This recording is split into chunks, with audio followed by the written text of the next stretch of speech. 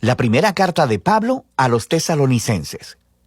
Esta es probablemente la carta de Pablo más temprana que tenemos, y su trasfondo se encuentra en el libro de Hechos, cuando Pablo y su colaborador Silas fueron a la antigua ciudad griega de Tesalónica. Y después de tan solo un mes, hablándole a las personas sobre las buenas nuevas de Jesús, un gran número de judíos y griegos comprometieron su lealtad a Jesús y formaron la primera comunidad de iglesias ahí. Pero se estaban cocinando los problemas. El anuncio de Pablo de que el Jesús resucitado era el verdadero Señor del mundo trajo sospechas. Así que los cristianos en Tesalónica eventualmente fueron acusados de desafiar al César, el emperador romano, cuando decían que había otro rey, Jesús. Y esto llevó a una persecución tan intensa que Pablo y Silas tuvieron que huir de la ciudad. Y esto fue doloroso para ellos, porque amaban mucho a las personas que estaban ahí. Así que esta carta es el intento de Pablo de volver a conectarse con los cristianos en Tesalónica. Después, Pablo recibió un reporte de Timoteo diciendo que ellos estaban muy bien y que estaban floreciendo a pesar de la intensa persecución. Él diseñó la carta en base a dos movimientos principales. Primero, una celebración de la fidelidad de ellos hacia Jesús, y luego, un reto a seguir creciendo como seguidores de Jesús. Y entonces, estos dos movimientos están rodeados de tres oraciones. La carta inicia con una oración de acción de gracias. Los dos movimientos están unidos por una oración de transición, y luego la carta entera cierra con una oración final. Es un diseño hermoso. Pablo inicia dando gracias y celebrando la fe de los tesalonicenses, su amor por los demás y su esperanza en Jesús a pesar de la persecución. Él continúa relatando la historia de cómo se convirtieron, cómo ellos solían ser politeístas idólatras y cómo ellos estaban viviendo en una cultura donde todo en la vida estaba permeado por las instituciones y las prácticas que honraban a los dioses griegos y romanos. Y Pablo habla de cómo ellos dejaron a aquellos ídolos para servir al Dios vivo y verdadero, y cómo ahora están esperando la venida del Hijo de Dios desde el cielo. Así que, en una ciudad como Tesalónica, transferir tu lealtad hacia el Dios creador de Israel y al Rey Jesús tenía un costo: aislamiento de tus vecinos y hostilidad de tu familia. Pero para los tesalonicenses, el sobrecogedor amor de Jesús, quien murió por ellos, y la esperanza de su regreso, hacía que todo ello valiera la pena. Pablo luego hace un recuento de la historia de su misión en Tesalónica y de las queridas amistades que él formó allí con las personas. Aquí él usa metáforas realmente íntimas. Ellos lo trataron como su hijo y él se hizo como su madre. Y como su padre, él dice, nos hemos complacido en impartirles no solo el Evangelio de Dios, sino también nuestras propias vidas, pues llegaron a ser muy amados para nosotros. Pablo nos recuerda aquí que la esencia del liderazgo cristiano no se trata de tener poder o influencia. Es acerca de relaciones saludables y del servicio humilde y amoroso. Pablo les recuerda que jamás les pidió dinero. Él simplemente fue a amarlos y a servirles en el nombre de Jesús. Así que Pablo continúa reflexionándoles en la persecución que tienen en común, del mismo modo que Jesús fue rechazado y asesinado por su propio pueblo. Ahora Pablo está siendo perseguido por los judíos y los tesalonicenses están enfrentando hostilidad de sus vecinos griegos. Y Pablo obtiene un extraño consuelo al saber que los sufrimientos que juntos padecen son una manera de participar en la historia de la vida y resurrección de Jesús. Pablo luego comparte acerca de la angustia que experimentó cuando escuchó sobre las dificultades que los tesalonicenses enfrentaron después de que él y Silas huyeron.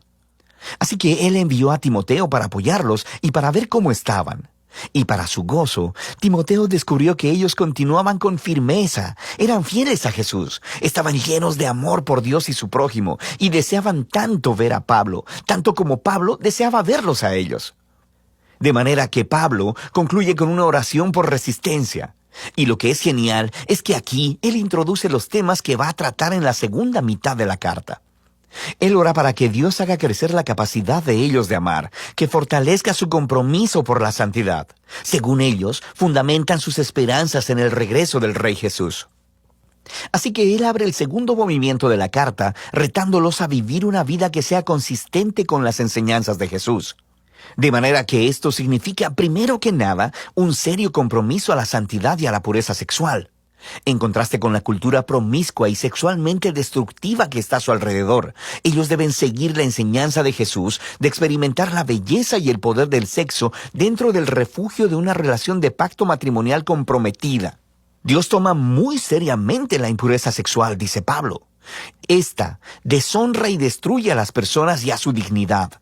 Seguir a Jesús también significa un compromiso de amar y servir a los demás.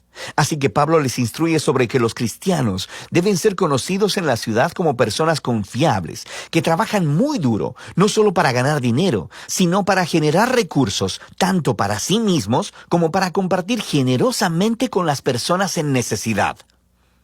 Después de esto, Pablo trata varias preguntas que los tesalonicenses tenían respecto a la esperanza futura en el regreso de Jesús.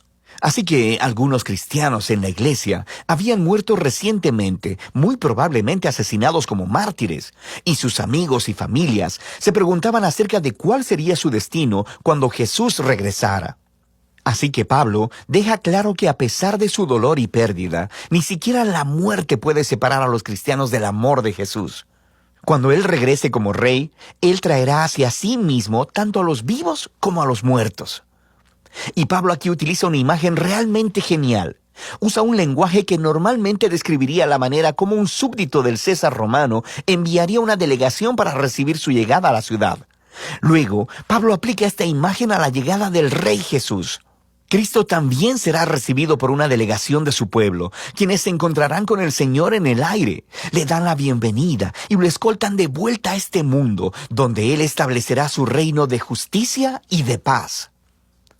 Pablo quiere entonces que los tesalonicenses vean cómo esta esperanza debe motivarlos a la fidelidad a Jesús. Así que Pablo se burla de la famosa propaganda romana que dice que es el César quien trae paz y seguridad. Por supuesto, la paz romana venía a través de la violencia, a través de esclavizar a sus enemigos y de la ocupación militar. Y Pablo advierte que Jesús regresará un día como rey y confrontará esta clase de injusticia. Los seguidores del Rey Jesús deben vivir en el presente como si ese día futuro ya estuviera aquí, a pesar de la oscuridad de la maldad humana a su alrededor. Ellos deben permanecer sobrios y alertas, mientras la luz del reino de Dios resplandece aquí en la tierra, tanto como en el cielo. Pablo concluye todas estas exhortaciones con una oración de esperanza, de que Dios permee sus vidas con su santidad, que los diferencie para que sean completamente devotos y sin culpa hasta el día del regreso del Rey Jesús. Primera de Tesalonicenses nos recuerda que desde el principio, el seguir a Jesús como Rey ha producido una manera de vivir contracultural o santa, y que esto a veces generará conflicto y sospecha entre nuestros vecinos. Pero la respuesta de los seguidores de Jesús a esta hostilidad siempre debe ser el amor, enfrentando la oposición con gracia y generosidad. Y esta manera de vivir está motivada por la esperanza en el reino venidero de Jesús que ya comenzó con su resurrección de entre los muertos. Así que de eso se trata Primera de Tesalonicenses: santidad, amor y esperanza futura.